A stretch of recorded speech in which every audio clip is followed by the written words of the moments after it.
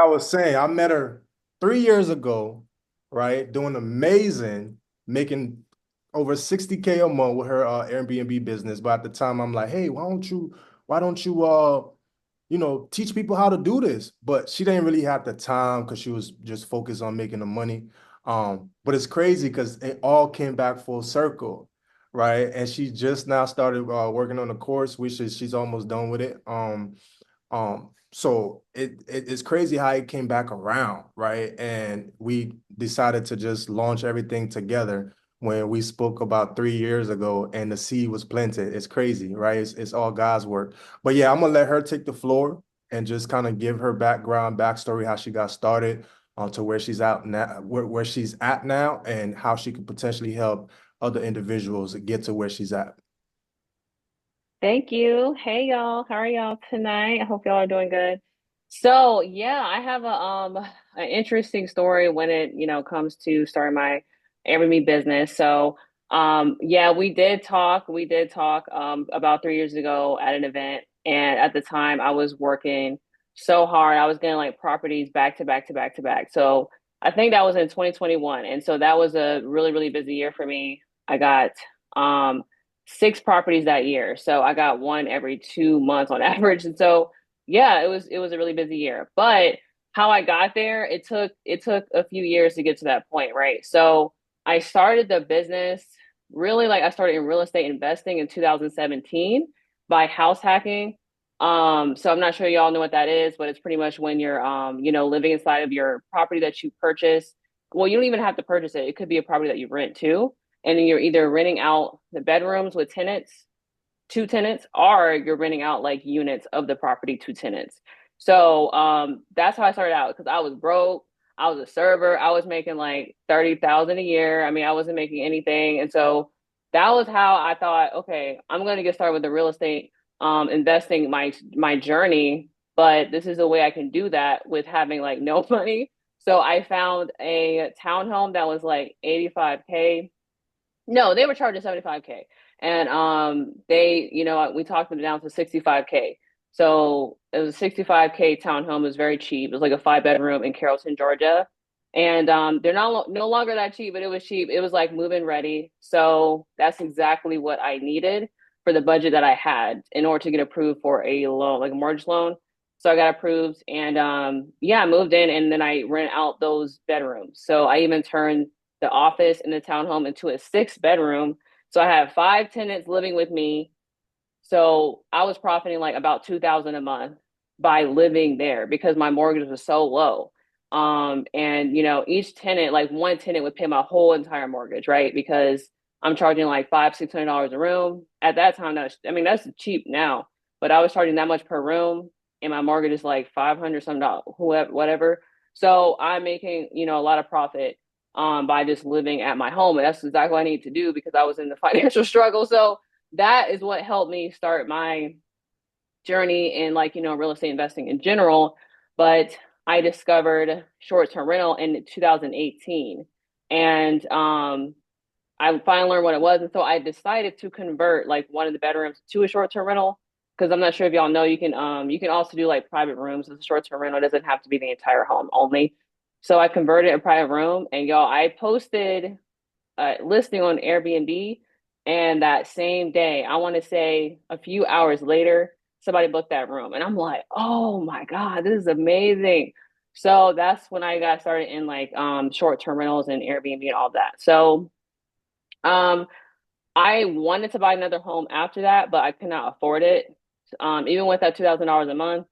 But me making what I was making my job, I still couldn't afford like that down payment for a another home, right? So I discovered rental arbitrage, which is when you're pretty much like convincing an owner to allow you to sublease out their home, right? So you don't have to like purchase a home, but you can still run your Airbnb business. So I convinced an owner in 2018 to allow me to sublease. This is my first rental arbitrage. And I had like $4,000 to my name at this point, and I convinced them to furnish the property for me as well. So like they furnished it because like my expenses were tied up in furnishing. I decided to furnish all those rooms in my townhome and convert them all to short-term rentals like eventually. And so I spent money on that. And so I was like, yo, I can't I don't want to have to pay for the furniture either, because so I wanted to pay the security deposit, that rent payment, and that's it pretty much. So I was able to, yeah, convince the owner in 2018 to convert their property, or to allow me to convert their property to a short-term rental. And I still have that one. That one's like my first one, my baby. I still have that one. Yeah, so that is my first rental arbitrage. And I put in my 2 weeks notice to my job. Like I gave them my 2 weeks notice the day that I signed a lease, which is crazy. That's crazy. I do not recommend doing that. But I hated my job, I want to get out of there. So I did that. And thankfully, I made a profit that first month because I took a risk by quitting my job, but I was just desperate to get out of there. But yeah, that was my first step with short-term rental, specifically like rental arbitrage, right? So in 2019, I got another one, or I got two more that year. I think I got two more that year in 2019. 2020, I got like a handful more. At this point, it took me like a few years to make really, really good money. So like it took me a few years to make like six-figure net income. But I was grossing like I don't think I was grossing 1 million yet. But in 2021, when I was getting like, six properties a year, that's when I started grossing, over $1 million a year in short-term rental income from the business. So yeah, and at that point, I mean, it was really exciting for me to finally be able to get them back to back to back, because that was my goal the whole time. It just didn't have the money, so I had to work my way to that point, over the years. And in 2020, two, I decided to go ahead and start a short-term rental management company as well, because people were coming to me. They knew that I did short-term rental, and they know how much work it is. Like when you do short-term rental, it's a lot of work, right? It's not just like it's hard to have a full-time job and then do the business. That's why I quit. I mean, that's one reason why I quit my job. I just hate the job, but also you have to commit time to it. So I'm like, okay, I can help people who don't have the time to commit to managing the ins and outs of the business every single day. So I already had staff, right? I hired so many cleaners. I had a lot of cleaners by then.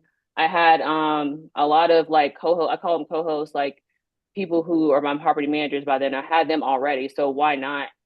I'm already like, having them manage my units for me, and I'm barely working, like, but at this point, I'm working on scaling. That's my work. My work is getting this property set up, convincing the owners to allow me to, sublease, um, and getting the deal, like getting those deals is what my work was. But as far as the day to day, I had a team working for me.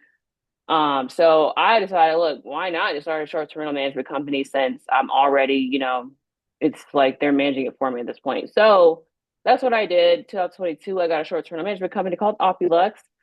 So I have my own units, and then I help people manage their units now. So yeah, that's pretty much been my journey. And so I'm like, yeah, I've started finally working on the course, because I finally feel like I have time, and I'm done with like one section. There's 7 sections. It's going to be like 15 to 20 hours long in content, because there's so much information that needs to be discussed, right? So I feel like online, and I was telling Julie this, I feel like online you cannot find the problems with the business. You find how great is all this fluff information about how easy it is to start. It is easy to start. Oh, great. But what about the problems you're going to experience in this business, So I Right. discuss that as well, because that's the information that's missing. And I discuss a lot of the problems, and a lot of, how to solve those problems that happen in the business, and then like how to build it from start, like from the very beginning, how to get a rental arbitrage, how to convince the owners, how to make sure that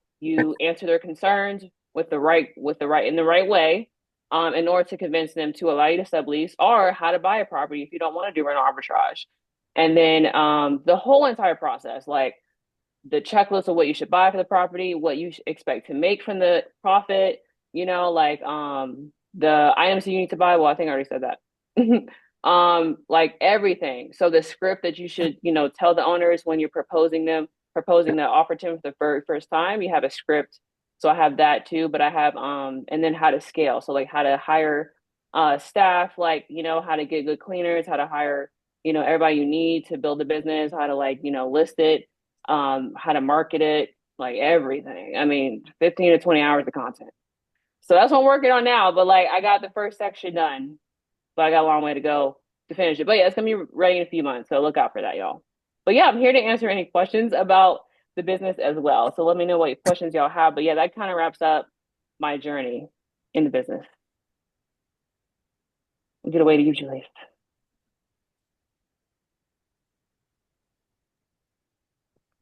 Awesome, awesome, awesome. So does anybody have any questions? Any questions before we forward?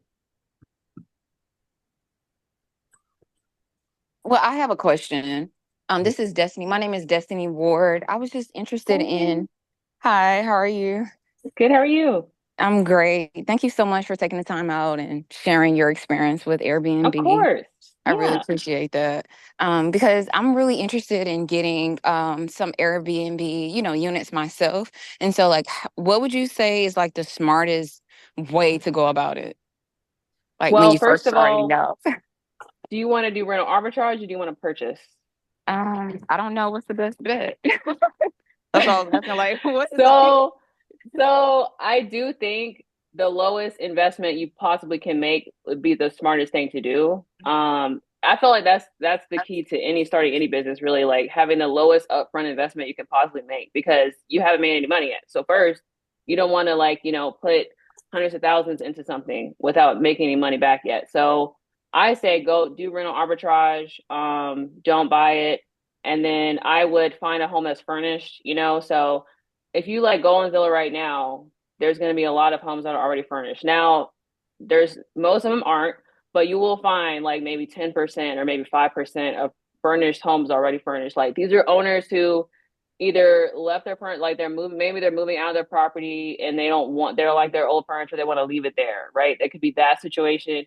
It could be that they started the rental arbitrage, or I'm sorry, they started the short term rental business and there's too much work and they don't feel like doing it anymore. So but they don't feel like take all this furniture with them, so they rather leave it. So you got to find those owners who have furnished homes on Zillow, for example. And I would get a furnished home on Zillow and do that, and then convince them to allow you to sublease the property, which they'll probably be cool with because it's really easy to convince those people because their home is already furnished and they want to leave it there. That's what they would like to do. They yeah. don't want to have to move it. So it's easier for you to convince them anyway. So that's like two reasons why. Like it saves you money on the furniture and the decor, and then like it's easier to convince them to allow you to sublease. And then I would not get an apartment. So like, I know everybody, I know everybody gets apartments, like apartment. I know everybody gets those apartments, but like there's so many problems with apartments, so many problems with apartments. I don't even know where to start. Let me know if you want me to go into that because that's like a whole speech. But like if you have to have it basically boils down to you having the right terms in your lease to protect yourself. So everything is sunshine and roses until like you have the wrong person you're dealing with. You have like you might have the wrong management company who is shady. You might have the wrong landlord who's shady. So you got to have like the right terms in your lease so that your business is protected. Because the last thing you want is, for example, like this is like a very popular situation with apartments. They just simply decide, you know what, we don't want to allow y'all to do short term anymore. Y'all can go ahead and get out. Like we've met our quota with our occupancy rate. Y'all can go ahead and leave. Like, that's one example of many, many things that I don't like about apartments. So I would get a single family home. I would get like a large home, 5 bedroom, like 4 or 5, 6 bedroom, because nobody has that on like, Airbnb. It's like you're only having competition with a handful of people in your area. Like nobody has those larger homes. The more beds, the more bathrooms, not bathrooms really, but the more beds, the more bedrooms, the better, because that less competition, the higher price you can charge per night. You can charge really high prices when you have a really large home. So I would do that's what route I would go in. So all you really need is the security deposit, the rent, maybe a little bit for things that are missing, like cleaning supplies, linen, stuff like that. But yeah, does that answer? Yeah, that answers everything. And I'm over here taking notes. I was like, oh, she want to say something else? Okay, good. Yeah, let me know if you have any more questions. But that was like I'm long winded here, but yeah. Okay, Do you thank guys you have any so more much. questions? Well, Of course, of course. Yes, I got a question. My name Demario. Would Hi. you prefer, hey, how you doing? Would you prefer like in-state, like starting off in-state or out of state, or with the Airbnb? So that depends on whether or not you're going to use a short terminal or mid terminal management company. So if you know that you're going to be hands on and managing the units yourself, it needs to be close to you, because that's how you're going to get that hands on experience. Because there's so many things that are going to happen that you wish you were there for when you're newer. I would say, like if you don't have experience with delegating yet, like you don't have experience with hiring magic cleaners yet, hiring magic contractors yet, dealing with the guest issues that arise. It's easier when they're close to you, when you're like self managing. So you're going to be self managing. Yes, yeah, I'm gonna be You are self-managing. going to be self-managing. Hmm. But I would say though, if you're in a city that has a low population, it's not a good candidate for short-term rental, because like I don't recommend doing short-term rental in cities that have a less, like a population less than, I would say, like 30,000, because it gets kind of dangerous with getting your occupancy rate high enough. Like the small towns don't do well. Like, if it's a very, very small town, those are challenging. So do you have like a higher population, like in a city with a high population, like above 30K, you know? Yeah, well, it's more like tourists, like down in because I have my brother down in Clearwater, Florida. Hmm. So it's like it's a tourist area. A lot of people go down to Clearwater, so it's like in Yeah. that range right there. Okay. Okay. Yeah. So I would say you should be good, but I would say I would try to do it near you for the first one, just so that you can understand what is needed with the business, so you can kind of be hands-on. Um, and if you don't want a management company, if you have a management company, you can do it anywhere because they already mastered how to do everything remotely, or maybe they have teams, they have cleaners, they have contractors, they know how to do it. But yeah, if you want to be hands, I would be more hands-on with the first one because it's just like easier with that first one. But yeah, that's my recommendation. I bet seller. Any further questions, y'all?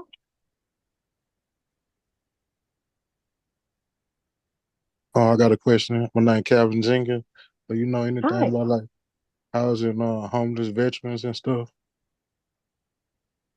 So no, honestly, no.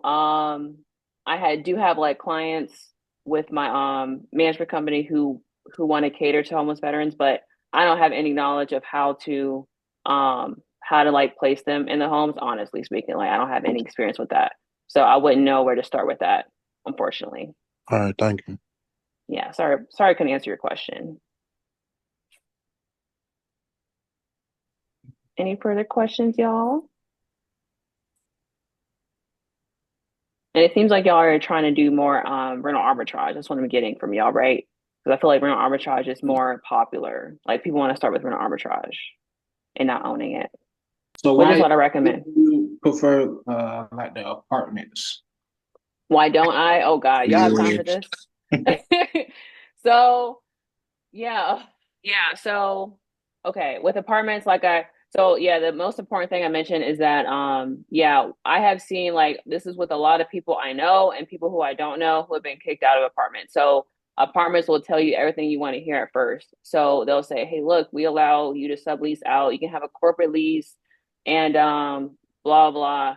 So, they'll say all that, but they don't they're gonna eventually, it seems like they just want to meet their quota with their occupancy. So like these management companies for these apartments, they have to meet a quota of like 70% occupancy or whatever their goal is for their apartment units to be occupied with tenants. And you're one of those tenants. So you're helping them out for that time being for them to meet, that criteria of occupancy levels. But I feel like they use people and they get rid of them because for some reason, they really don't like the idea of short term rental. They just do it for the time being, but people keep getting kicked out of these apartments like during their lease. Like they'll have an active lease and they'll say, hey, look, they'll just get a notification through email. Hey, we're no longer allowing short-term rentals to buy, like you gotta get out. So I've seen this a lot of times, y'all, like people who I know and don't know. So at this point, and this is like I've had clients go through this, with my management company. I've had clients go through this, friends, like people I don't know. It's crazy. So I feel like the fact that they're doing this, I'm sure there's nothing in that lease to protect them, to protect you, right? So what I this is like the number one thing I have to have in the lease agreement with like these landlords with these single family homes. I need them to have a penalty if they want to end the lease, which is crazy because people will agree to this. So I have a penalty for a landlord like 10K. You had to pay me 10K if you want to end this lease early. And I bet you an apartment, like a management company. Go ahead. You say something? Oh, I think it was an accident. So a management company with apartment building will probably not go. I'm assuming they're not going to go for that. They're not going to be flexible. They're not flexible. That's another reason I don't like them. But the terms on your lease, they're not flexible with those terms, right? So they don't allow you to do a multi-year lease, at least from what I've seen. And then they don't allow you to have like some kind of penalty for them if they do decide to change their mind in the future. They cannot, they're not able to end your lease because of that, right? So that's the number one problem I see is them ending your lease prematurely. You could be there for a few months. They say, look, I changed my mind, you can go. So, but yeah, you have to have the right terms in your lease. So, and then another thing I don't like is that they want a cut of your business. So what I've seen is like a lot of them want like a 25% cut, 10% cut of your earnings. And a single family home and owner they don't care. They're not going to care about your earnings. They literally do not care. They just want you to pay their flat rate rent. Okay. They're not trying to take any of your money. These apartment is a little greedy. Okay. So they want a little piece of your cut. And then like another thing I see is that they might require you to live there for a certain amount of time. So you might have to be there. You might have to live there for like 6 months out of the year. And you can only, short-term rental out like 6 months out of the other 6 months, or maybe you have to stay there for 9 months out of the year. And you can short-term rental out 3 months out of the year. So they have those requirements too that I don't like. And the owner does not care. Like these single family homes, there's so much more lenient than these apartments. They don't care about that either. They'll let you, do the short term rental the whole year. But yeah, the multi-year lease is another thing too. So the multi-year lease, so I I always encourage my students to do like a 2-year lease minimum, if not 3 years, because you have to think about how much money are you putting into this in the first place. Do you really like if things are going really well, which I'm sure they are if you did your homework when you calculated your potential income. If things are going well, why would you want to leave after 1 year when you invested all this time and money to get this property? Like 1 year goes so fast. You want to stay there for longer than that. This is your business income. So the worst case is that your property is doing amazing. The 1 year lease is up and the landlord doesn't require you to renew your lease, which has happened to me once. I learned my lesson. Okay. I sure didn't do that again. But they might not let you renew your lease. So maybe they want to do the business themselves, or maybe they don't like the idea anymore. So they decide, no, you can't renew your lease. You got to get out. So that was only 1 year of income when you could have made like 2, 3 years of that income at least. So it needs to make sense because like you need to figure out, okay, how long is it going to take me to make my money back? So you might want to stay there for like minimum 2 years. And these apartments, they don't do the multi-year leases. It's as far as what I've seen, they don't do the multi-year leases. They would do like 1 year lease, and they can't even keep up with the 1 year lease because they will end it on you. Um, what else? There's a lot of another one is entry. Entry. So you want to have you want to be able to have the option of having a self check-in. So with a single family home, you can have a keypad door lock, or a lockbox. The guests can check in by themselves. You don't have to greet them. You don't have to go up there and open the door for them. They can do a self check-in. It's the best way to go, especially if you're trying to scale. That's the best way to go. If you have an apartment unit, man, forget about that. Because where are you going to put your lock? Like, there's nowhere to put your lockbox on the building. They don't allow that. They might not allow you to change your door lock to like a keypad lock. They might have to require you to have a certain lock, and they don't like. It's kind of like there's no self-check-in process. And then you need a fob. You need a fob to get in the building. You need a fob to get on the elevator. It's like so you gotta. So how are your guests going to get the fob and the key and all that? Like when they don't allow lock boxes on their building, so you got to work around that too. Depends on the building. This all depends on the building, but that's one thing. That's another thing. But there's a lot more. I'm just not thinking about them right now. There's more, but those are the key things that I don't like. Makes sense. Makes sense. Mm-hmm. Any other questions, y'all? I got a question. So do you got like properties in other cities and other states, or you just try to maintain in one city? So my rental arbitrages are all in Atlanta, but I have clients who are in other states. So like I have clients who are in states all across the country and I've never seen their property in person. You know, I've never seen them, and we manage them. We're able to manage them. But yeah.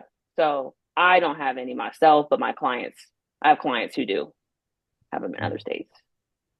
But like once you understand, like once you get experience with hiring managing your own cleaners, contractors, maybe hiring a property manager to help you with the daily task, then it's possible to get a property out of state. Um, but it's just a lot easier when you have like experience hands on. So like at first, I was doing my own everything. I was my own everything. So I used to be my own handyman. I learned how to be an electrician. I learned how to be a plumber because I was just being cheap, right? Because it's like when you first start your business, you don't have like I didn't have a lot of money at the time, so I was doing everything. So if a guest complained about the sink leaking, I'm gonna drive over there myself and take care of it, right? And so I was my own cleaner Okay. too. So I was doing my own cleanings after every check-in. That's when I learned a lot by doing my own cleaning. So it's good to do your own cleaning at first because you learn a lot about what these guests do. You learn what these guests are up to. So that really helped me. And then being my own, host, of course. So I was doing all the customer service at first, and yeah, and eventually I delegated all of that. But yeah, it takes time to figure this stuff out. I even created a manual for the co-host. So I created like which will be in like the final chorus when I'm done with the chorus, like the whole entire chorus. That'll be in there like a co-host manual. It's like now it's like almost 200 pages because there's things that they need to know in order to, help you run your business. And when I made a manual for them, instead of them coming to me and ask me questions, they're all answered in the manual. So I have that. That helps me run my business basically. It's having that manual, having tutorials for them to how to do literally everything. But yeah, I have it all organized with my team. So yeah, what else can I answer for y'all? That's what's up. All right, one more question. With the Yeah. property managing, and you say hire, like, so what is the pricing usually to hire a property manager to help you get started with your Airbnb? So do you mean hiring like a company, or do you mean me hiring my employees to be my property manager? You mean a company, right? Yeah, company like Okay. helping me out. Like if I wanted to start and I wanted to go the property manager route, um, Yeah. yeah, how would that go about? So it depends on what level of management you need. So there's companies like Evolve that has like a 10% option, 10% management fee. So they'll take 10% of your revenue, but they will only like do the marketing for you, and they'll only like communicate with the guests, and that's it. They won't do anything else. So they won't hire manage the cleaners, they won't hire manage the contractors. So you're still responsible for that. And I have the same thing. I have a 10% plan just like them. But unlike Evolve, I have more options for you. I have a 15% middle tier option, which takes care of the cleanings and pays for the cleanings and hiring managers and cleaners. And then I have like a 20% option. And that is, I would say that's a popular fee. So the 20% is for like full service management. So that handles like the marketing, the guest communication, the hiring and managing the cleaners, the inspections after the cleaners work, the hiring and managing of the contractors who are going to be in there, and making sure the lawn is mowed, making sure, all the issues are resolved in a timely manner. So that the industry standard, I would say, is 20%. And that's what I charge for full service, 20%. So same thing as like the industry standard. There's like a company called Bacasa that charges a little higher than like the higher than average. They'll charge like 25, 30% for full service. But what you're gonna see is full service was like 20%. But it really Hide it in yeah, the it's like closet. say again. Oh, I thought Apologies. it's okay. It's okay. So yeah, that's what you can expect with the prices. 10 to Okay, 20% depending on what your needs are. yeah, cool. Any other questions, guys?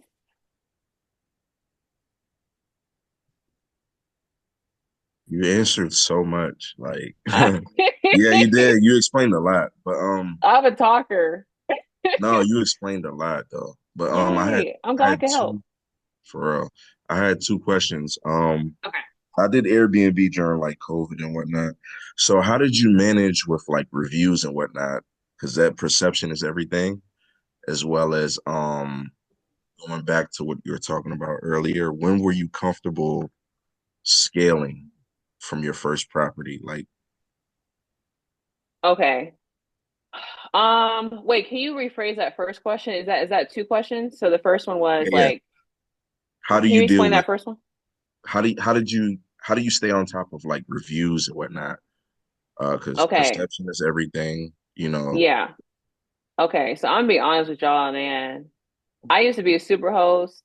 I was a super host for Yeah, years and I lost it. So when you have like it's hard to be a super host when you have like a handful of properties. So once I hit like probably five, I lost my super host status. I cannot get it back because it's hard. It's hard to keep your super host status. So um my average review is like 4.5. It's not amazing, right? But it's decent.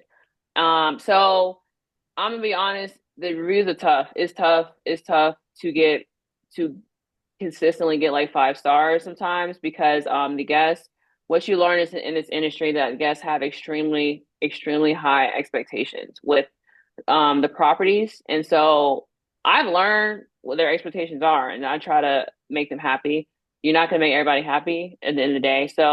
Um so we strive for 5 stars. I do certain things to make sure that like I try to get that good review. So one thing I do, the thing you have to do that people don't realize that, which I didn't realize, is that you have to be on a maintenance schedule because the number one thing the guests don't like is like they don't want to see, obviously, you have to make sure all the appliances are working. You have to make sure that your AC is working, electrical, there's no plumbing, electrical issues, and none of that. But other than that, what you might not realize is that they do not like cosmetic imperfections. Not even like scratches on the walls, right? Like they do not, they really hate cosmetic imperfections. So what I've learned is that if I have everything on a maintenance schedule, I eliminate that for the most part. There's going to be outliers, but I eliminate. So when I say maintenance schedule, I mean like every season to every 6 months, there's going to be paint touch ups. Regular paint touch ups are so important. So you need paint touch ups to go over scratches, handprints, dirt, things like that, because guests do not want to see that. Um, Deep cleanings every 6 months, deep cleanings to get what those regular cleaners are not going to get because guests hate to see like dirty like baseboards with some dust on them. You know what I mean? Like things like that will build up over time, and a regular cleaning will not get the baseboards, or they might not get the window sills, or they might not get certain things like so. And then this maintenance schedule also might include like I have a whole checklist. It's long, but I have like make sure the batteries are working in the TV remote, make sure there's no light bulbs out, make sure blah blah, like make sure the appliances are all working. There's a lot. There's a lot. I can't even name it all, but there's a lot in the checklist so that I know that like at least these things are done so that I don't have to worry. It's like way less chances of getting bad review if I know like these things are done, like the maintenance is done every season or every 6 months. So that is the key to me to make sure they're happy is like you have to go beyond just like the basics, but like you have to make sure that there's no cosmetic imperfections. And then other than that, it's kind of like making sure you set the guest expectations, like making sure that they want to make sure that the photo looks like the property. You don't want to you just want to make sure that the property is well kept and you're being honest with them in the description. There might be things that they're going to be upset about that's not had nothing to do with you and you can't do anything about it. Like for example, with this property as a really steep driveway and the guests hate it. The guests hate the driveway because it's so steep, which I can understand because I don't want to do a steep driveway either. I get it, but I decided, look, I'm going to put this in the description because this makes guests angry sometimes. I'm going to put this in the description. And then I'm going to remind them before they book. And then I'm going to tell them again in the check-in instructions. That way they cannot be mad at me because I told them, right? So you have to basically make sure that you set those expectations. So like if anything, if a guest complains about something like that's outside of your control, like it might be like the area. It might be like I've had guests complain about this property that's on a Main Street, it's not in a neighborhood, it's like on a main street. They don't like that. Well, in the description I put, look, it's on a main street. And I tell them again and again and again. So that eliminates most of the reviews of them complaining about those things. So yeah, I would say that maintenance scheduling and making sure the guests understand what's going on with your property. Like if there's any issues or things that guests don't like that you cannot control, put that in the description and remind them a million times so that they cannot take it out on you in that review later on. And then I have like a few employees who are like hosts. I have them, their job, like part of their job is to dispute bad reviews. Because even if I do everything right, everything goes great, I'm fortunately still going to get bad reviews sometimes, especially because I have clients who may do things a certain way that I don't do things. And then I might get bad reviews that way. I might get bad reviews because the client need to cancel a booking. Things like that still are going to happen. So I have teammates, like my team members, who delete get the reviews deleted. Obviously the like we still have to rely on the Airbnb representatives to delete those reviews. We have to get approved for that to be deleted. We can't just say, hey, delete this for me. It has to make sense to the Airbnb representative.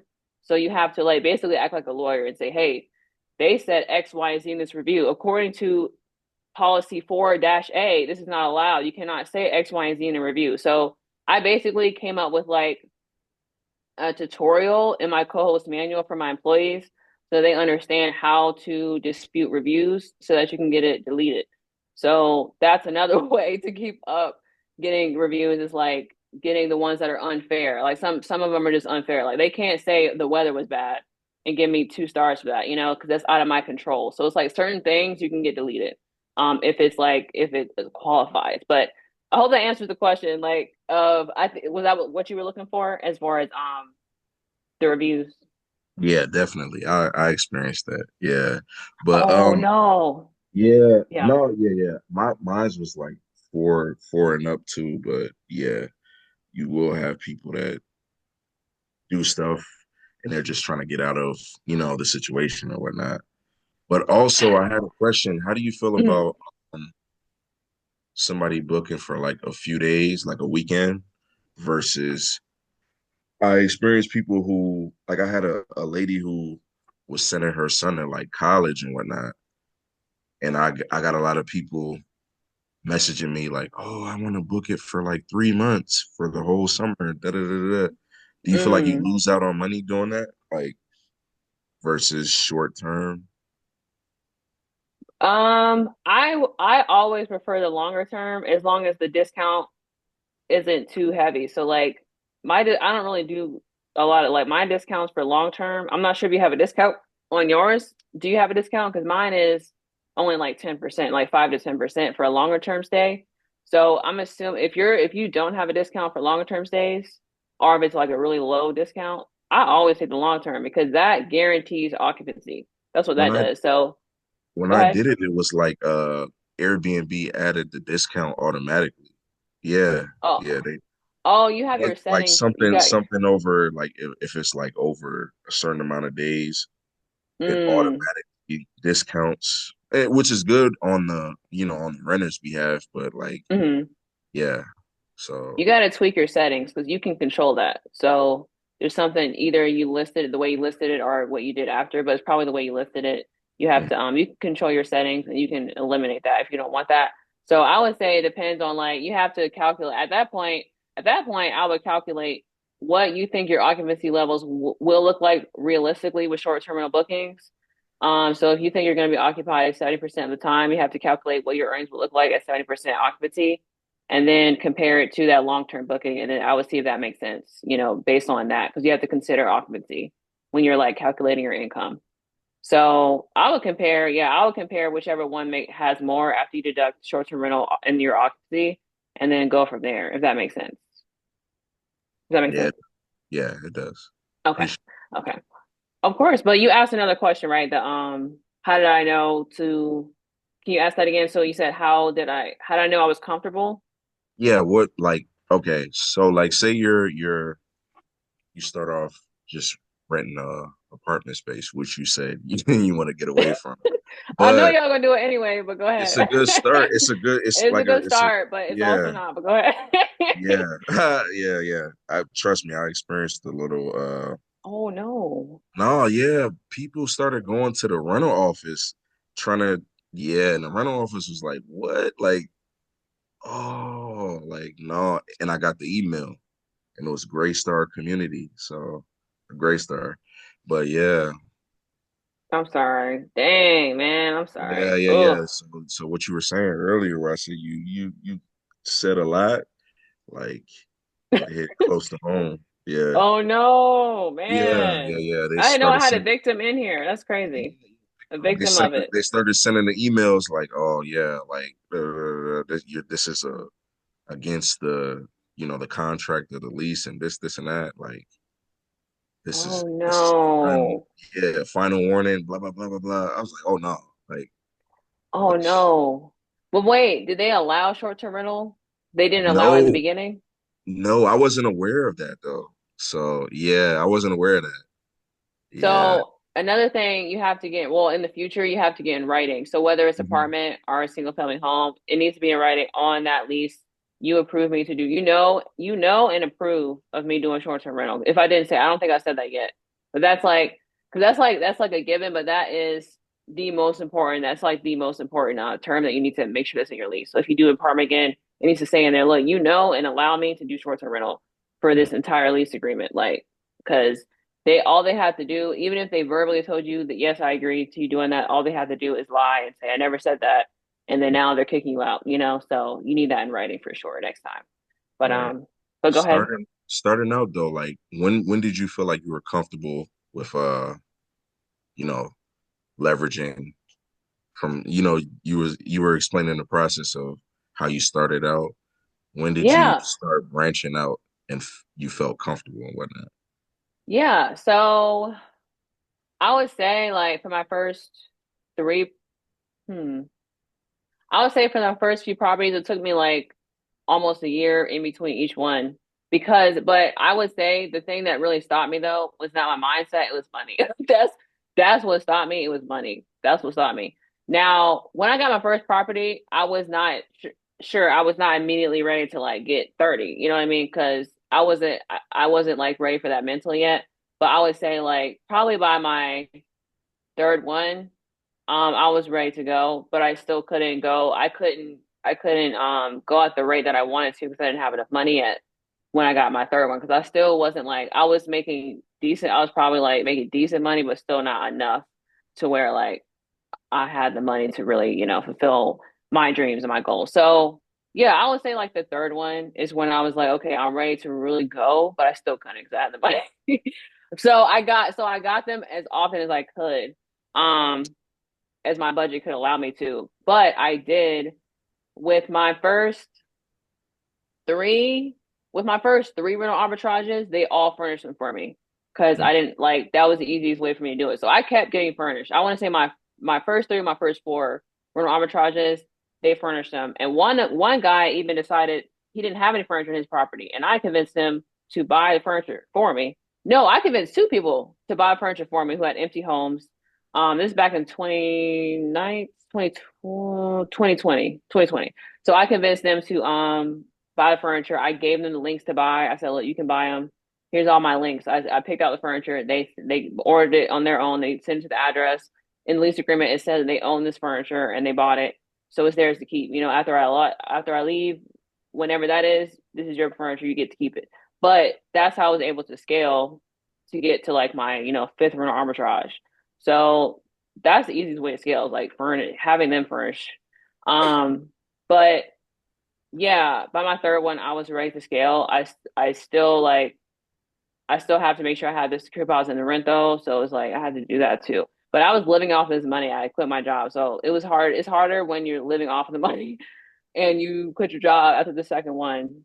But yeah, the third one. But yeah, 2021 is when, yeah, like I said, I got like six that year. I was happy with this. I was happy with getting one every 2 months because I finally felt like I was scaling fast enough or for what like the way like the speed that I wanted because I'm okay with getting like one every 2 months. I really wanted one every month. But one every 2 months is still really great to me. So I was happy at that point. Right. So with I think you mentioned like guest hosts or people who you hire Mhm. uh take, control of everything. When I was Yeah. doing it, So I kind of had to I had to do everything myself. So I would like a guest would come, I had to give them a tour of the amenities and show them it looks exactly like the photos and whatnot. yeah. What was your Yeah. experience with that?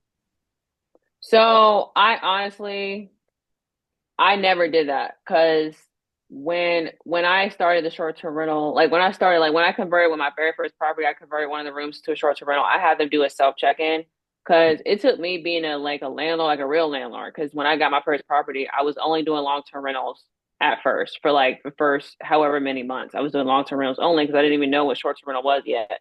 So at that point, I was touring the properties with them and I don't know, something about tour. I didn't like touring because I felt like I should not be doing it. It's like taking time out of my day when it's not, I don't think it's needed because like your time could be used doing something else. I don't think it's needed. As Right, long as you just need to have a good self check-in that's reliable. So, and then with my self check-ins, I make sure they're double reliable because what I do is I not only have a keypad door lock, there's a code to get in, but these keypad door locks also have a key that you can use as a backup. So I have a lockbox outside with the key inside of it, just in case the keypad don't lock, maybe it dies or something. I make right, sure they can do that self check in because that just saves you time. You don't need to be doing that because that takes time out of your day, that gas money, and then like you gotta make sure they're on time. What if they're late? See, right. I got sick of no, yo, that's what it is. I got sick of the no shows because I would have, but you don't have to worry about that with short term rental. But like I would have no shows with like showing like touring that first property with the long term rentals, like they would not show up. And I'm like, okay, well, I did all this for nothing and like whatever. So you don't need I feel like you can just like people I think they actually like the self check-in. Most people would prefer I prefer the self check-in. Because Mhm. look, if I come to your property at 1 a.m. I'm tired. I don't feel like doing all that. I just want to go in my room. Like I'm tired. I'm not ready to greet people. I just want to go in the room and lay on the bed. You know what I mean? So I feel like some people might prefer it, but I don't think it's I think people want to do a self check-in at that. I think that's the way to go. So with self check-in, so you're saying like you pretty much allow people to come in at any time? Because I see a lot of Airbnb hosts, they say 2 p.m., 3 p.m. check-in, or and then you got to leave at 11 a.m. when you're Hmm. when you're leaving and whatnot. So, Yeah. So yeah, it's the same thing. So my times is usually like 4 p.m. hmm. So they can come anytime after 4 p.m. So they can come at 4 p.m. or anytime after. So they can show up at 1 in the morning if they want to. But I'm asleep. So I got the luxury of being asleep when they checked in and they already have their code. I already sent them the code. They have Okay, all the gotcha. information. They got all the instructions. They got the Wi-Fi.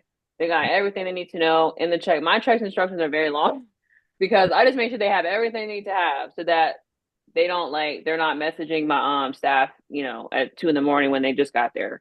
They got everything they need to know in the check-in instructions. So yeah, that's the beauty about self-check-in. They can come literally anytime after 4. As long as they come after 4, they got to check out by 11 a.m. So they can check out earlier or at 11 a.m.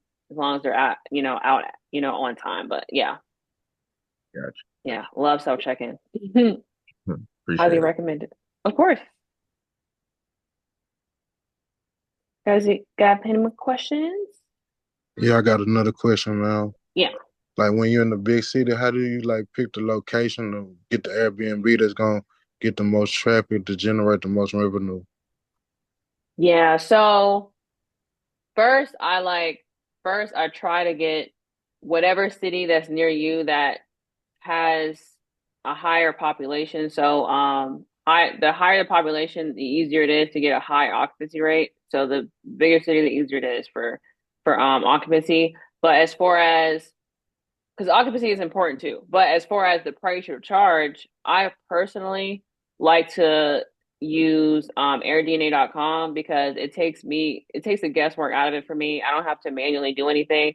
So with airdna.com, You have a free account and they will pretty much show you what your earnings will look like in every single city. So like what the average earning potential for short-term rentals in every city. So what they do is they gather data. I'm not sure if you heard of Airbnb, but they gather data from it could be Airbnb host, Booking.com, Vrbo, Expedia, all the websites. They gather data from those websites because people actually join people join their website as well so that they can sync their calendars. So that's one way they do it. I don't know whatever other way they do it, but whatever. They get the average income from each city from each size home. So it could be 1, 2, 3, 4, 5, 6 bedroom homes. They even have the data for private rooms. They even have seasonal data, like what's it gonna look like for fall, spring, summer, winter. They have all the data you need to really make an informed decision, and so that you're not going on Airbnb.com and just guessing. It's like the data is organized and there for you. So I would use Airbnb.com to like make that decision. And that's helped me with clients, as well. Like they even have this thing where it will calculate your earning potential for an address. You give them an address, it'll tell you what your earning potential is based on the averages in that area. So they're giving you like a comparative analysis based on it could be like a 1 mile radius, of homes that are like the similar size in that city. So say you have three properties you're looking at, you don't know which one to go with, you want to get the highest income, go on Airbnb.com, literally just plug in the address, select the right bedrooms and bathrooms and guest allows or amount of guests you allow. That'll tell you what your earning potential will look like. So that's the tool. I love Airbnb. I don't know where I would be without it because it just makes my life easier. And then they're pretty like a lot of the time they're pretty conservative too, which I like. So they're not going to tell you like the best case scenario. They're going to tell you what the average actually is. So like this includes like people who are doing great and people who are doing terrible. They're going to tell you the average, right? They're not telling you the best case scenario. So that includes the occupancy. If the occupancy average is only 50%, it's going to be 50% on AirDNA. So it'll tell you, look, this is based on a 50% occupancy rate. This is because that's what the average is able to do in this area. So it's conservative because like a lot of times I'm able to beat what they say on there, which is great because I like how it's conservative. I don't want them to overpromise or like, the earning potential because then I'm stuck with a bad deal if I rely on them. But you also don't want to rely on Airbnb 100% before you get a deal. Like you want to use them to figure out what the best city is, what the highest earning cities are. You might use them to figure out what your earning potential will be for a few addresses. But before you actually get the deal, you want to do a manual comparative analysis. So like before you get the deal, still do a manual comparative analysis to figure out what your earning potential is. And all this information, I got a lot of information about this. This is all included in the course too, because it's like you need to know how to manually calculate your income and all that too. But yeah, airdna.com. I love it. Love them. Appreciate it. Of course. Any other questions, y'all? I forgot. I didn't know there was a chat here. Oh, cool. What can I answer for y'all? And how soon are y'all trying to get started? Like, um, I know one of you's already started or had experience, but like what are y'all's goals is really the question I'm asking. Does anybody want to share their goals with the industry?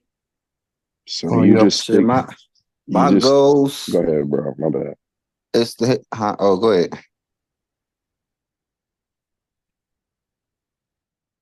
Now you're good. You can continue, Albert. Shit, my goal is keep learning, get my credit all the way up, utilize Julius, all the information, and just blow up all the way up. Yay. Yay. Awesome. That's what I like to hear. But yeah, getting that credit up is really important. Because like business credit, I leverage a lot of, but I don't think I told y'all that yet, but I leverage a lot of business credit with my getting my rentals, right? So if you get with Julius, he can help you with that personal credit. And personal credit unfortunately does matter with business credit. It helps you. It's like you can still get business credit without a good personal credit score, but man, it doesn't help. I mean, you need if you have a good personal credit score, it really helps you get business credit, like tremendously. That's really important. So I would say, yeah, you get his help and then get some business credit. Cause like what I did is with my Mhm. first rental arbitrage, sure, yeah, it was furnished and all I had, was the crib house and the rent, but I also had a business credit card. So I used that money from the business credit to get like linen and dishes. Like I still had to spend some money on that stuff, even though they furnished. So I probably spent only like $1,000 on the other stuff that I needed Mhm. outside of furniture. But Okay. yeah, business credit, I leveraged business credit a million times with the business. So yeah, I have two Right. outside. questions. Uh-huh. The first question is, have you ever leveraged a credit partner in order to expedite your process? And then secondly, actually, if you can answer that first, and I ask the second question. So do you mean like a cosigner? Is that Yeah. what you? No, so I haven't. I've never used a cosigner before. Um I would say, are you trying to get a cosigner with like business credit? Is it for business credit? Because I'm Well, not that's what sure. makes it tricky because you say cosigner, but you could leverage lines of credit without necessarily having the cosigner. Yeah. Because with business credit, I feel like whoever owns the LLC, they're gonna run the credit check on. So it's like if two people own the LLC, then I suppose you can do one or the other person. That's what I'm assuming. But yeah, I've never used a cosigner, so I don't have like I guess I don't have a lot of information on cosigning. Okay, last question. Are you currently doing joint ventures? So I would say I'm not looking for it. I would say if someone came to me with an opportunity, I would hear it. Is what I would say. I would hear it. So I'm always like open to hearing something. But I should say that like it depends because right now I'm really focusing on my management company. That's the thing. So it's like I'm really focusing on my management company and growing that. So I'll put all my focus into that and like in completing this course. So I would say that's what I want to focus on right now. And um probably like building my properties up would not be until like some time from now. It could be like 6 months from now. Because I'm focusing on like too much. I try to like not have too much on my plate because then I'll explode. Like oh So yeah. But I would say like I'm open to discussing opportunities like in the future. So yeah.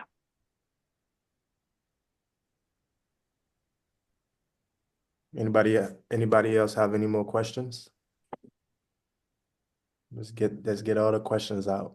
Yeah, I think I saw that Julius does VRBO as well. Do you just stick to Airbnb or do you explore other options? Oh, absolutely not. I do not dispute. So at this point, I advertise on about 25 websites. Um, a lot of web. So it's like I don't just advertise on short-term rental websites like Airbnb, Verbo. I actually don't like Booking.com. I wish I liked it, but I really don't like Booking.com because it's just so confusing for no reason, and I don't like the payment structure. But anyway, I won't get into that.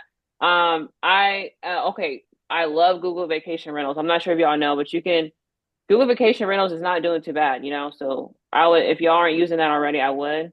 But I use all like the long-term rental platforms too.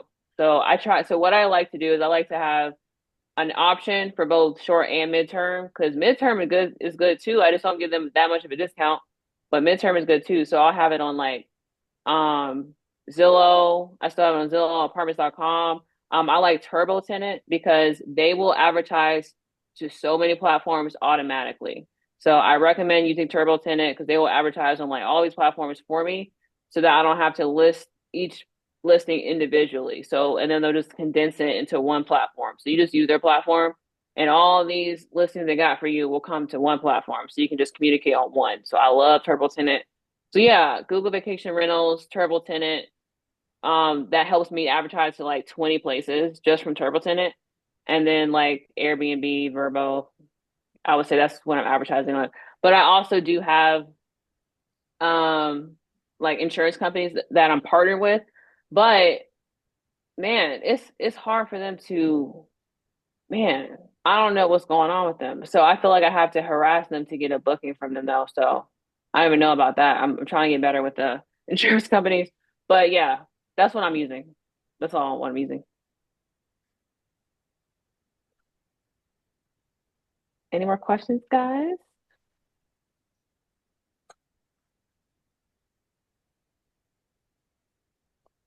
I'm emailing you here. Well, I'll email y'all to the chat. So yeah, guys. So me and Serena, we partner up. So the course will be in on the platform. Here, let me share my screen with you guys. So you guys can see where we at so far. So if you guys go to the classroom section in the school community, as you guys can see, I already started uploading. Oh, yay, look at Yeah, so it's it. there already. So it's, the first seven module is done. So can you elaborate more on the first seven Yeah. modules? What Yeah, what y'all. yeah, go ahead. Yeah, y'all. So there's gonna be seven modules total, and I break up the information into seven parts. But the first part of seven is out, and this is I want to say this is like 2.5 hours of content, three, something like that. But total is like I said, it's gonna be like 15 to 20 hours total once I'm done with the entire course. So I'll be like module two is done, module three is done. I just have to like put it out there and finishing the editing to put it out so y'all can see that too.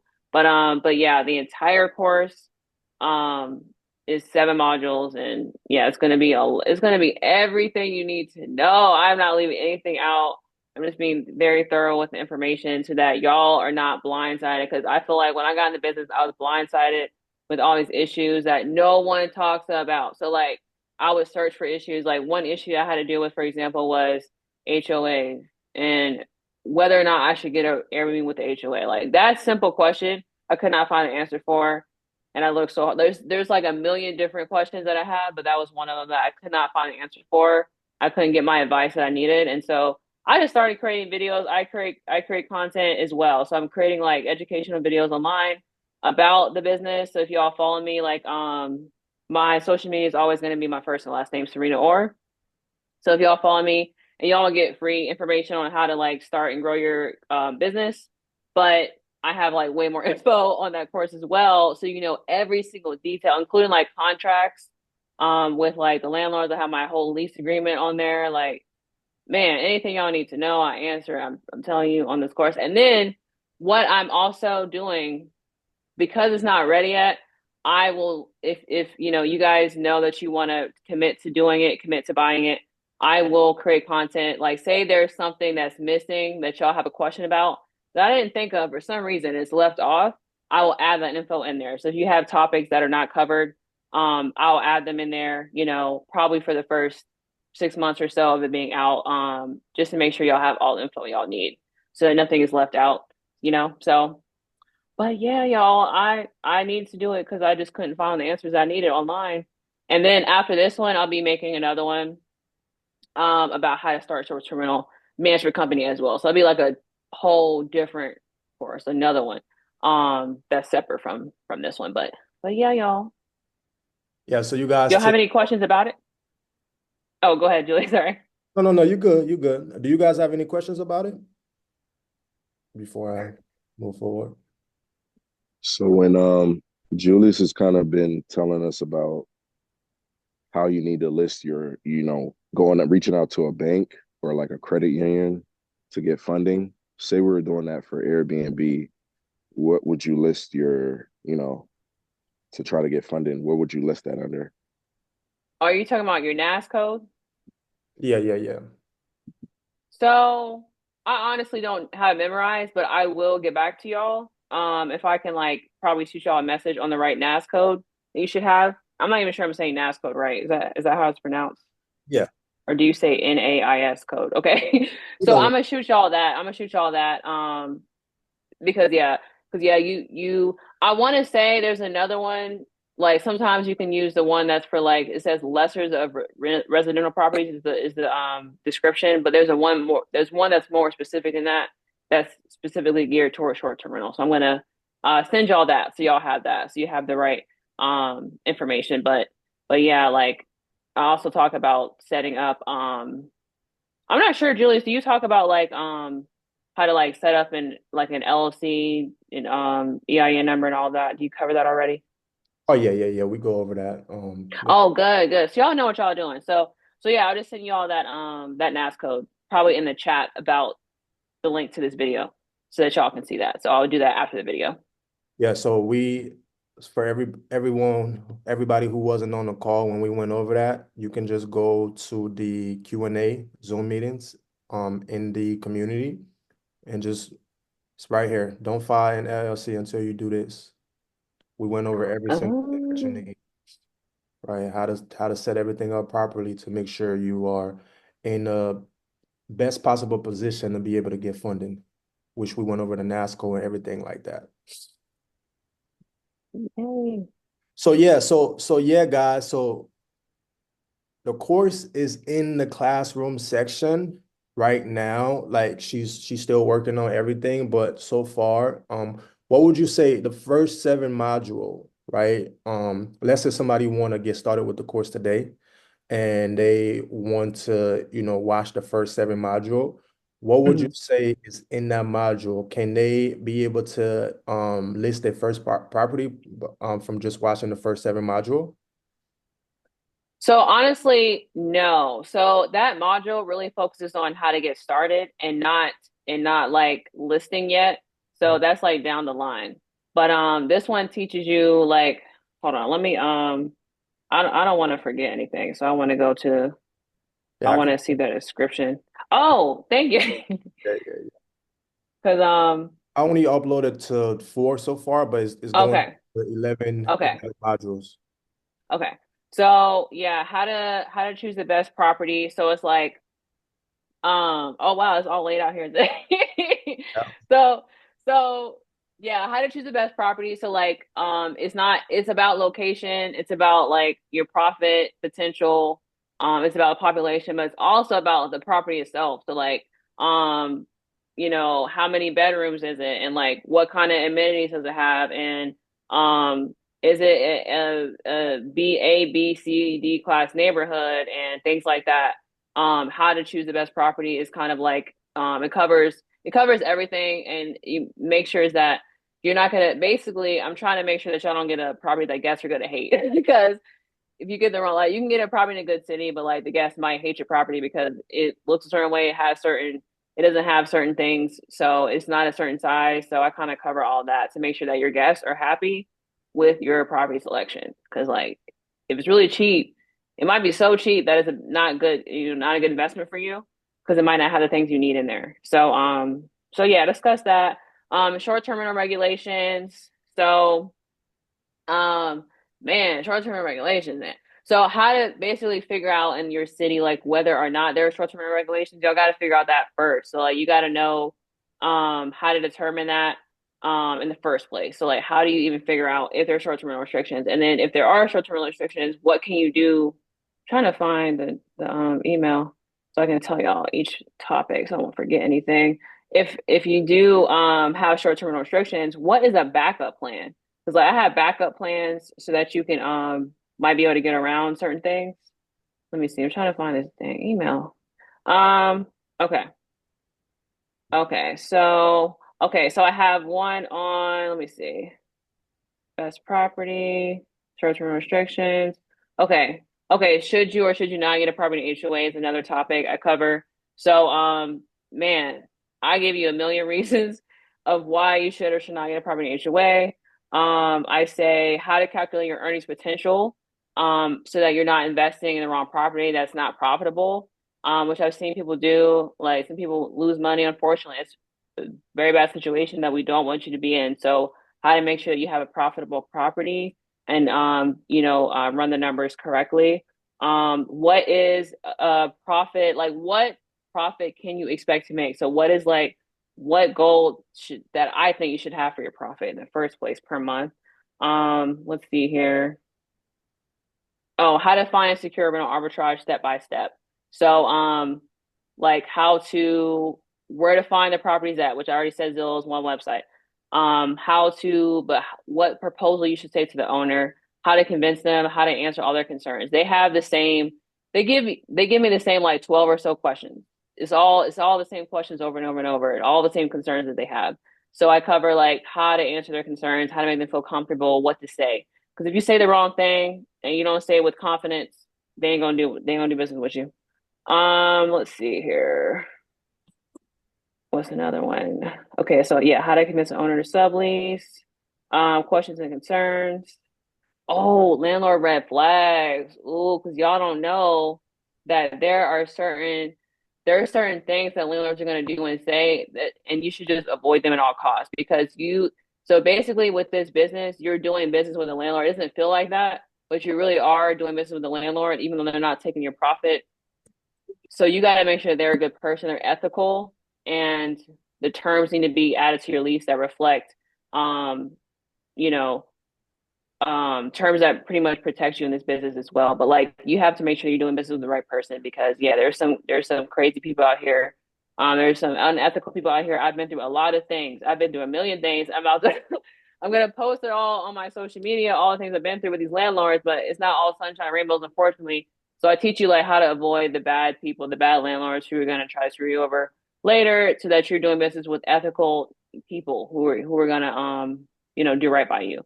And then I also have another one on like the terms that you should add to your lease. So like, man, I think I have 15 terms that I add to my lease. So and if they don't agree with certain terms, I gotta walk away. That's how important these terms are.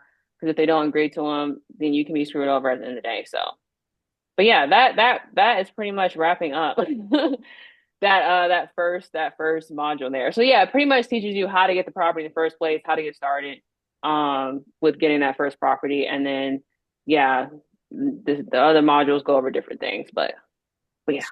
So I got a question. So if somebody wants to, get started with the course now with the first 11 videos that you have up, do you think that'll be sufficient? And then how much do you think how much are you charging for the first few modules? And then how much are you going to charge overall once the course is completely done? Yeah. So I would say that since getting a property might take about like 30 days from the start date, I would say like if you're ready to get started in like a few months, then you're ready to go ahead and get started with this module, this first module. Like if you know you want to get started in a few months, you're ready, you're ready to go because you need to review these videos before you get started. So you need enough time to consume all this information first and then you're going to need to create a plan to get started and figure out what you want. Because this first module is about, you have to do research for this module. So I help you do that research to figure out what your plan is to get started, like what city you want to be in, what size you want to be. Should you do rent or arbitrage? Oh, I have another module. Should you do rent or arbitrage? Or should you buy? And the benefits of both. I forgot to mention that. It's also in there. But yeah, this is going to be a lot of research in this first one that you're going to need to do with me. And I teach you how to do that research. So, and make that decision. So I would say, yeah, if you want to get started within the next like 90 days, this is a good place. You need to like start now so that you can review all this information, do your research, and then you'll be able to get started in those 90 days. And so the price for this first one is so each module is going to be $300 each, like $299. But if you get the whole thing for pre-order, so right now the whole entire course of 15 to 20 hours is available for pre-order for $1,500. So that would include all the modules. That's why I get a discount because it's pre-order. So I include all the modules. And the release date is going to be March 31st, so like at the end of March of 2025. And if you wait until like April 1st, if you wait until like it's ready, it goes up to $2,000. So if you don't take advantage of the pre-order, it's $2,000 for all those modules that you're gonna get. And what was your other question? I'm missing something. Oh, but I did want to add something though. If you pre-order or if you buy the whole thing when it's ready, either way, if you buy all the modules at one time, either way, I will be doing one-on-one coaching with you. So I'll do like Zoom meetings once a week, like every Sunday. And then there's something else I wanted to offer. Dang, I forgot. Because there's another plan I have for you guys in addition to that one meeting a month. I mean, one meeting a week. But right now I'm gonna say one meeting a week. So every Sunday. Oh, okay, that's what I'm gonna say. It's gonna last for 6 months. So I'll be doing coaching with you for the first 6 months after you buy the course, just so that you get all your questions answered. So if there's something that wasn't in there, or maybe you just need more questions about this one topic, or anything, or maybe you're in a very specific situation that you need help with, I'll cover on that weekly call. So it's a weekly Zoom meeting every Sunday. If you buy the pre-order, the entire thing, or you wait until it's released and do the entire course. But if you buy like those first modules, like if you buy them like one by one, you only buy a few modules, then I wouldn't offer that. So only when you buy them all, or like pre-order the whole thing. Yeah. Awesome, awesome, awesome. And then another thing too, guys, if she's gonna also be doing, so we in the calendar section over here, you see how we got the Zoom meeting. So I will also have her link for every Sundays as well for the individuals who go ahead and purchase the pre-order. I will have the link in here as well for you guys to, get on every Sunday to be able to have full access to her as well. Yep, yep, yep. So excited, y'all. So yeah, I'll be there every Sunday. And we can, get those questions answered so that I give y'all that attention you need for your particular situation as well. Because with this business, the thing about this business is you don't even know what questions you have until you get started. So it's one of those businesses like you have to be in it to know what questions you have sometimes. So even if you might not have them now, you'll have them later for sure. Most definitely, most definitely, most definitely. And like I said, Serena knows her stuff. She knows what she's talking about. She made a lot of money. I've seen it firsthand, right? I've been around for a while. So you guys, I recommend you when you get access to your funding, right? Because that's what this group is about. It's about helping you guys leverage your credit, right? Show you how to go get the funds from the bank. And then at the end of the day, we want to create residual income. We want to create cash flowing businesses. I believe Airbnb is one of the best cash flowing businesses out there for any beginners who want to get started into business, right? Because like I said, you're going to make the profit. It's essential. People need a place to stay. People is guaranteed, right? If you're traveling, you're not going nowhere until you book a place to stay. So, and another thing with the houses, people come in groups, right? So it's easier for them to all chip in and pay you a large sum of money just to rent your properties out. So I recommend you guys. That's why I had to talk with Serena. I'm like, hey, you have to come on board because we're definitely going to need your help because a lot of individuals coming through getting the funding and with your years of experience, right? You pretty much, this is the thing about mentor guys. We go through the headache so you don't have to. Absolutely. We- We go through a lot, so you don't have to. We go through a Right. lot. Go through a lot. Like running a business is not easy when you just starting off and don't have any direction and you figuring it out as you go, right? You you get beat up a lot, right? So you guys are just paying. Think about it. Time is way more valuable. You guys are paying for the information to save time and to make way more money because there's so much you can avoid, so much headaches, so much loss you could have took that you don't know about trying to do the business on your own, right? Than just following somebody who's been doing it for over 7 years, who've made millions of dollars in the business, who knows all the ins and outs in the business, and you guys can ask her any questions, right? So, if I was in a position where, I'm in this community and I get access to funding, I'm telling you guys, Airbnb, you're not going to go wrong with it.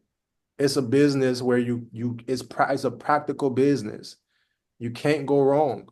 You are going to make money from it. No ifs, ands, and buts. Depending on where you live, depending on your location, right? And she's gonna literally show you guys all the ins and outs. There's so much more to it, guys. Like the hour we was on this call where you guys just asking questions, it's just the tip of the iceberg. There's so much more that goes into it, so much more that you probably don't even know what to ask, right? Because you haven't been there, you haven't got that far to be able to determine, okay, what to ask, right? So, like I said, guys, it's a pleasure having her on board and her information and her knowledge and her expertise. So 1,500 is not a lot of money, right? To learn a skill set that could potentially change your life, right? Even if you guys don't have, you want to do the payment plan, you want to do the three, 299, 299, 299, right? By tomorrow, actually, you guys, for those who wants to go ahead and start getting started right away, by tomorrow, I'm gonna have all 11 videos modules uploaded on the platform. So you guys can literally come through this platform and get the course, right? It is straightforward. You guys are in the community, right? Everything is right here. We're helping you guys get your credit in position. So that's not a thing because a lot of the times, mind you, for you to get started with any business, the foundations start with your credit. That's with any business because you're never supposed to use your own money to do business because you're going to get to a certain point where you're going to get stuck, right? So you always need other people money and access to capital. So it's very, very imperative and crucial that you guys focus on, if your credit is not where it needs to be, focus on getting the credit repair, right? Get the credit repair. Let's get you the funding and let's get you to give you the skill set so you can take that funding and create something long term for yourself, right? She's been doing this business for 7 years. I've been doing this business for about 4 or 5 years and it's still making profit to this day, right? That's one of them businesses where everything else can go left, but people always need a place to stay. It's not going nowhere, right? So I would highly, highly, highly, highly recommend you guys, if you don't already have a business where you're looking to place your funds in, this is the first business I recommend. I'm just being honest. It's very seamless. It's yeah, at the beginning you may have to do a little bit more work, but once you get everything set up and flowing, it just becomes, you know, like water at that point, right? And you especially with having her and you're having somebody that have 7 years of experience on your side where you can ask questions, where you can, learn how to make life easier and just get straight to the bag. That's the best possible route to ever take, right? So I highly recommend that you guys take full advantage of this, especially when you get your funds, right? Once you get your funds at that point, there's literally no excuse. No excuses because you have the money now. You just like, okay, I got the money. Get started. You know what I'm saying? So, for those of you right now who's getting access, and what I typically do, a lot of the time, if it's money situation for a lot of people, right? Engage with the group. We do the leadership thing where, when the first 2, 3 people on the leadership board, right? We give you free things. We may give you free credit repair. We may give you free this. We may give you free that. So take advantage and engage in the group to be able to, if you feel like, right now the capital is the issue for you, take advantage, engage in the group, right? Get on the leadership board. That way we'll be able to give you, free credit repair, free this, free that, right? But I recommend you guys take full advantage of this opportunity. Is going to change your life. I've seen this opportunity change. I see Airbnb change a lot of people's lives. It got into a point where they had to pass the law in Atlanta to limit people getting so much properties because it was making so much money, right? They have more Airbnbs here than they have residential areas. That's how much for a fact it was making a profit because everybody was kept getting properties. So yeah, so you guys make sure to take full advantage of this opportunity. Is right here. We're literally walking you. We made things so easy for anybody who want to understand business and create something for yourself, right? That's outside of your 9 to 5. A lot of people are working a 9 to 5. They may feel like they don't have no hope. We're literally giving you guys the blueprint. It all starts with credit. Then you get the fund, other people money, and then you take that money, you learn a new skill sets to keep making more money. It's the name of the game. This business 101. Every business owner went through the same process. Every business owner went through the same process. And if you want to be able to make money on your own, you want to be able to create something for yourself, this is the process that you have to go through. You cannot, this group, that's why this group is so important. Because if you skip any process in this group, you're not going to make it. If you skip the credit part, you're not going to make it. If you skip the funding part, you're not going to make it. If you don't have the knowledge to grow and establish a new skill set, you are not going to make it.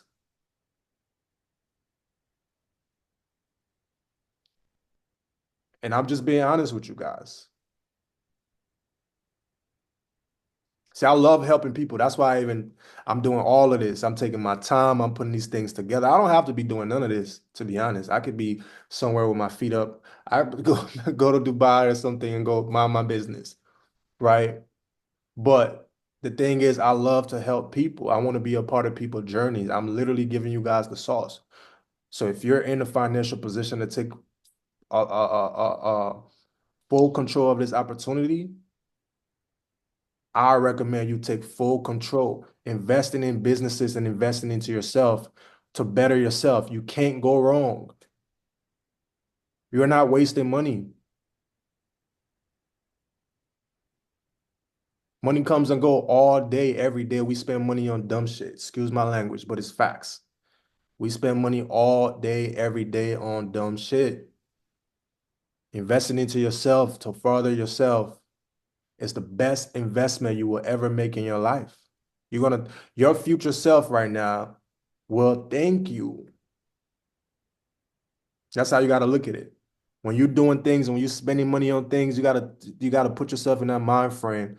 Like, will my future self be proud of me 3 to 5 years from now? You guys got to ask yourself that question when you're doing something. And if it's a yes, you're not doing nothing wrong.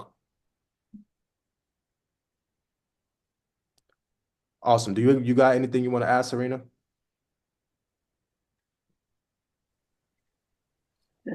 So I would say that I agree with everything. Wait, I'm trying to get my camera to work. Sorry.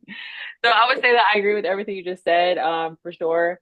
And something I did want to add is that with like the knowledge that we're giving y'all, you can be more successful than we are. That's what I like to encourage because, if you know everything that we did to get to where we are, you can literally surpass us. And I would love for my students to surpass me because that's easily possible for y'all to surpass me. Okay. I barely did anything. Like that's how I look at it. So it's like I could have grown way faster than what I did, but I didn't have the knowledge. So I would say, and I didn't know like, okay, it's a lot better if you do this a certain way, do that a certain way to get started to scale faster. So I would say if you have someone teaching you, it's a lot easier to scale way faster and do even better than us, man. Y'all can surpass us with this business. But yeah, that's what I want to say. Awesome, awesome. Anybody open the floors to questions? Anybody got any questions, any statement, anything you want to add in? Was it a was it an easier process reaching out to private owners versus like a leasing company? Okay, so to tell you all the truth, I have never tried to get an apartment because I was never interested in apartments. So, but it seems like it's very challenging for people who I know who've gotten like apartments and did short-term rentals. It seems like it's really challenging to speak to the right person. That's the problem because you have to make sure that you're speaking to the right person to make sure that it's allowed or it's not allowed in that apartment building is the problem. But and I think I already saw that Julius told y'all about like Airbnb friendly apartments already. Because I saw a screenshot of that. So I think y'all already know about like the Airbnb friendly apartments, a link to that so that you can know which ones approve of the business already. If that's what you're asking, like how to find out which ones allow it, is that what you're kind of asking? Because I think that if you do it that way, that's easy. That makes it easy for you to at least know which apartments already allow subleasing. With the owners, if you compare it to that with like reaching out to owners, now it's more difficult to talk to the owners because now you have to get their permission. At least with the Airbnb friendly apartments link, you already know which ones allow it, you know. But with owners, you have to contact them through text or through a phone call and ask them each and every one because it's very rare that on their listing it'll say, "Hey, we allow subleasing, we allow short-term rental." That's like extremely rare. Like some you might find someone Zillow like that, but that's extremely rare. So I would say if you use that link, like Airbnb friendly apartments, then it's a lot easier. Do you know what I'm talking about, Julius? Do y'all know what I'm talking about when I say that? Say the last part. I kind of. I saw you taught them the Airbnb friendly apartments already because you showed me like one of your video clips. Mhm. Um, so if they know about that, they already know about that. It seems like because that will help them know which apartment buildings allow short-term rentals already, so that you don't have to contact them because Right. that makes your job a lot easier Yeah. if you want to get an apartment. If you do that, do y'all know what I mean by that? Do y'all remember that? Yeah. So if you guys want to, and I don't know if everybody was on that call, but it was Oh, my bad. but yeah. So if you guys are thinking about taking the apartment route, so you don't want to. I wouldn't recommend you going to an apartment that doesn't allow it, right? So there's Airbnb friendly apartments that you guys can just go to the Airbnb website or you just go to Google and type in Airbnb friendly apartments and a bunch of different apartments are gonna come up that allow it. But like she was saying, they just take their percentage, right? They take some of them 1 to 10%, some want 20%, some want 25%. But with that, I mean, you guys can just list the properties on other platforms. But whenever your client come through Airbnb, just know they're gonna take a huge lump sum off your profit, right? And what she was saying, you just gotta make sure that they're not going to, you know, mess you over by, you got your business going now and they just change their mind out of nowhere. Just get out. We don't want to allow it anymore. We change property managers and they don't want to do it anymore, right? So that happens a lot. So, just be aware of that. And yeah, that's pretty much it. Did that answer your question? Yep. And you guys added something just now. So with that, you would probably like put a clause in. Yeah, I'm telling you, if it doesn't at least say in your lease agreement that you're allowed to do short-term rentals, please do not even move forward. Do not move forward. If they are not willing to get that in writing, do not move forward. But is that what you're asking? Because that's the most important. That is the most important term that you can have in your lease, whether it's like a private landlord with a single family home or an apartment, you need to have that in writing, not in an email, not verbally, in writing. And I don't care. I really don't care what they tell you either. They can say, "Oh, we don't need this in writing because we just told you through email. We just told you through phone call." No, when you're dealing with whether it's anybody, whether it's landlord or apartments, everything needs to be in writing. And if they don't want to put it in writing, walk away because they are planning on screwing you over later. So yeah, I would have that in writing. Did I answer your question? Yeah, it does. Okay, Thank good. you.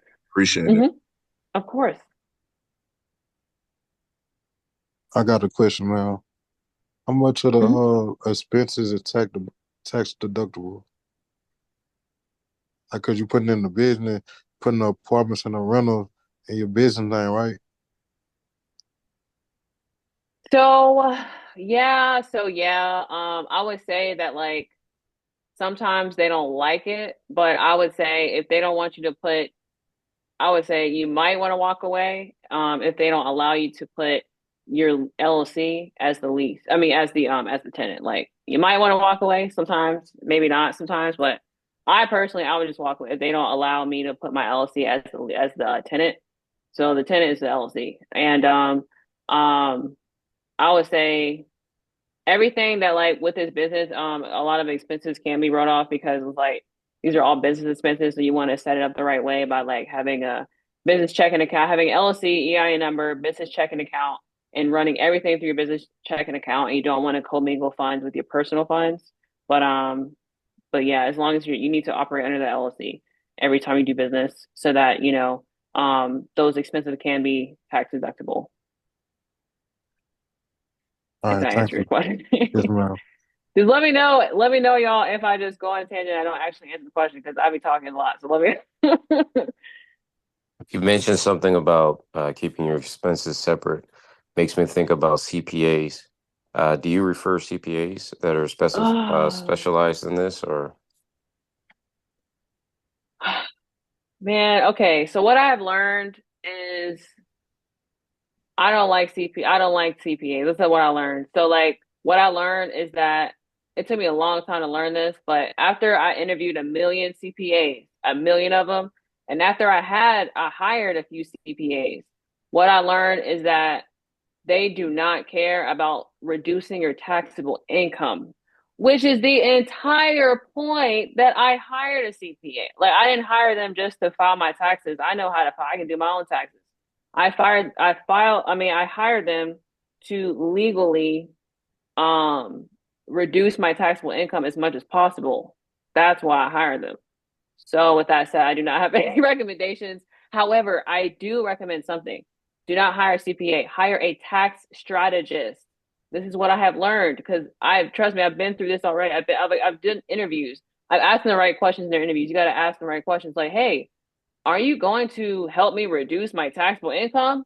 I've literally been told by a handful of CPAs, no, no, that's not the purpose of hiring us is just to file your taxes, ma'am. Okay, well, I can do that myself. So, I would get a tax strategist because I haven't hired one yet, but I'm about to. I'm about to start interviewing them. What I've learned is that tax strategists are the ones that care.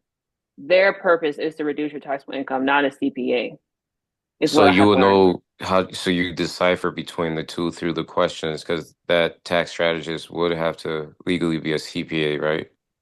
So it's the interview process that would differentiate the two. Well, I guess, yeah. I guess it's like whatever title that they go by is what I would kind of like well, no. I want to say that someone has referred me one tax strategist before. I just gotta find that. It's gonna take me forever to find that if I can't find that.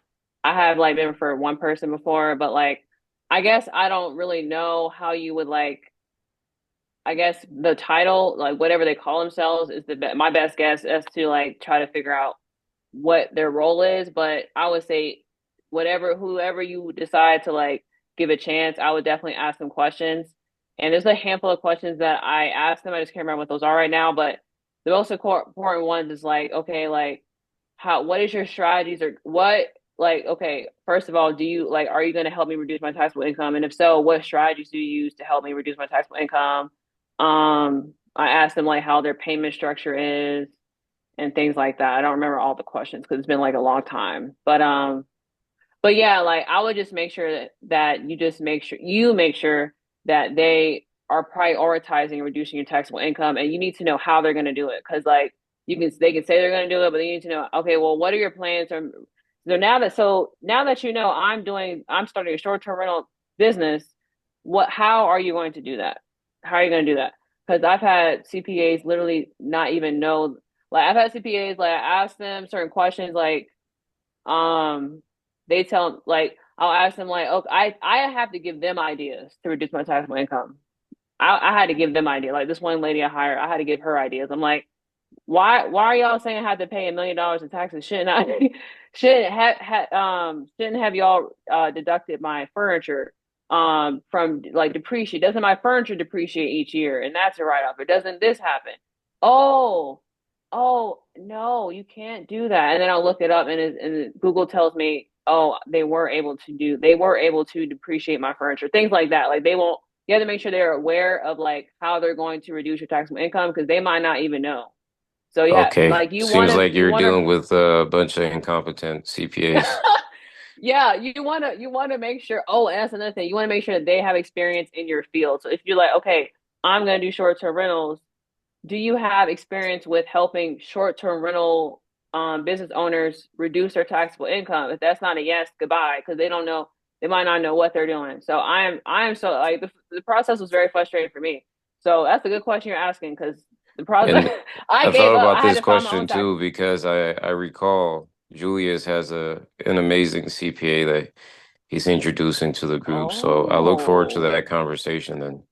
Oh, okay, Julia. So we might have to talk about that. But yeah, I hope that they're tax sure. I hope that they know how to reduce your taxable income. But I guess yeah, we'll see. But yeah, you got to ask them the right questions because man, I've been through. I got so frustrated with that, man.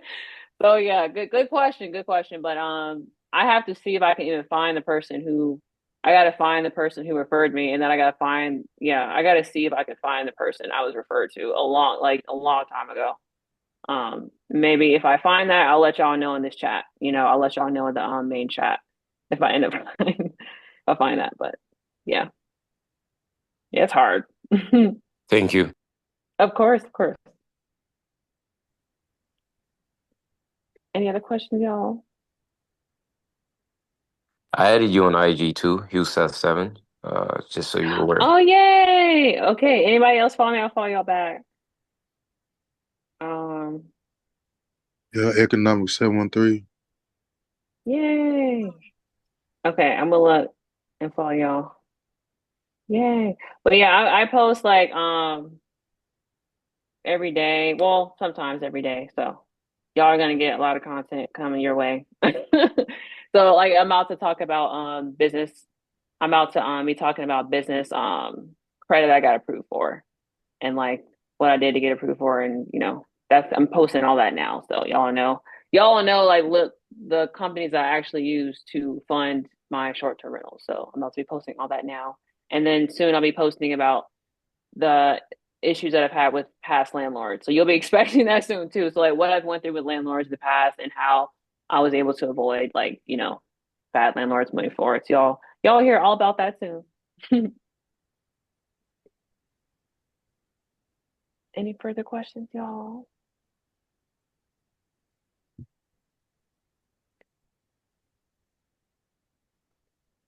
And then like my YouTube and my TikTok is all the same. So Serena Orr. And then it's in the link in my Instagram bio if y'all need to find that. Cause like on YouTube I'll have like longer form content.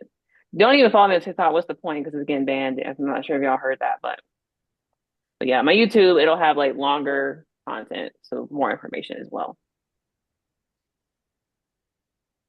Most definitely. Anybody else have any statement, questions, concerns, anything you want to add in, say?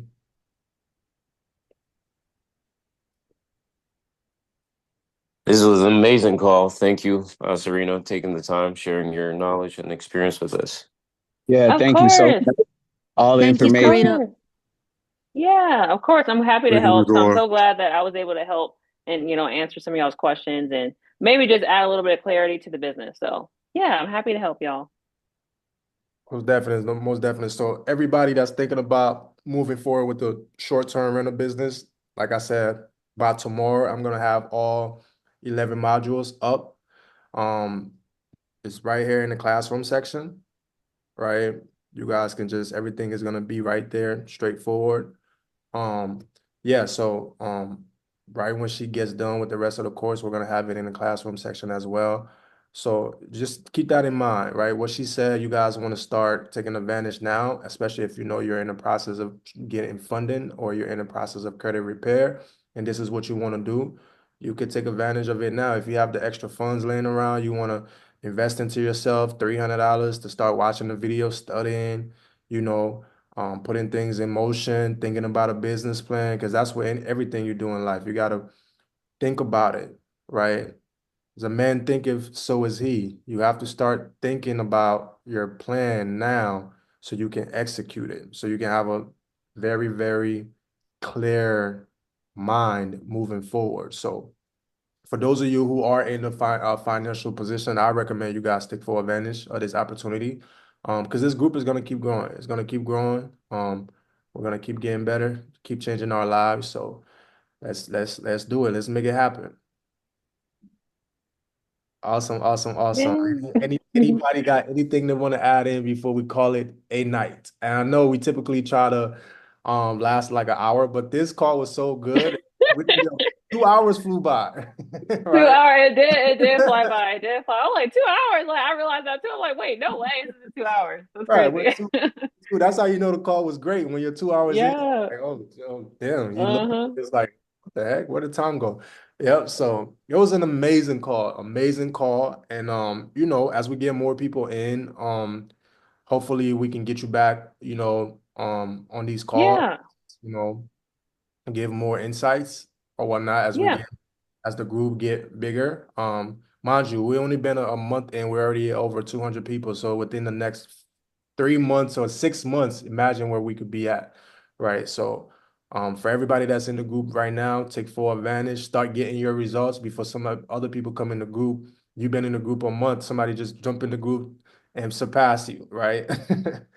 We don't want that. We don't want to just be sitting around counting our fingers and praying that somebody come save us, right? When we can take full advantage of the opportunity that's being given, the knowledge that's being given, the clarity that's being given. Let's take full advantage of it. You guys are not gonna regret it. So yeah, I mean this call was amazing. Thanks again, Serena, Of course. for your Thanks time. for having me. And thank y'all for being here as well. All right, Awesome. you guys all have a good night. Thank You you. as well. Bye, Everybody have y'all. a good rest of your night. Appreciate you. Bye. Bye. Thanks again. I thank you. Of course. Bye. So I appreciate it. Let's go, squad. All right, y'all.